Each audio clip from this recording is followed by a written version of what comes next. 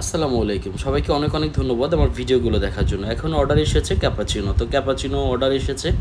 তো আতিক অবশ্যই হচ্ছে জুস বানাচ্ছে। তো আমি বললাম যে আমি কফিটা বানাই। তো কফি ক্রাশ করে নিয়ে এখন ম্যাশ করব। ক্রাশ তো দেখেছেন এখন ম্যাশ করছি। ম্যাশ করার পরে কফি মেশিনে আমরা দিব। কফি মেশিনে দেওয়ার পরে ওখান থেকে কফি যে লিকুইডটা বের হবে। আমরা মানে কফি বলতে যেটা বোঝাই যে নো সুগার। পিওর কফি খেতে হলে কফি বিন থেকে ডাইরেক্ট যে কফিটা বের হবে ওইটা আসলে পিওর কফি। অনেক দোকানে দেখা যায় যে কফি মেশিনের মাধ্যমে কফি অটোমেটিক মানে বের হয়।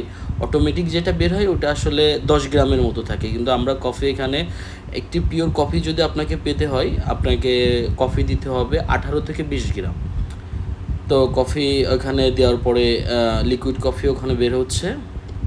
এখন আমরা এইটা হচ্ছে স্টিম করতে হয়। তো দুধ আমরা দিই ক্যাপাচিনো আর ক্যাফে লাতে সেম প্রসেস। ক্যাপাচিনোতে কফি কি ফোম একটু কম, আর ক্যাফে লাতেতে ফোম একটু বেশি। এইটাই হচ্ছে মূল ডিফারেন্স, আর কোনো ডিফারেন্স নাই ক্যাপাচিনো আর ক্যাফে লাতের মধ্যে। তো আমরা দুধ এখানে দিই 180 ml দুধ দিই এখানে।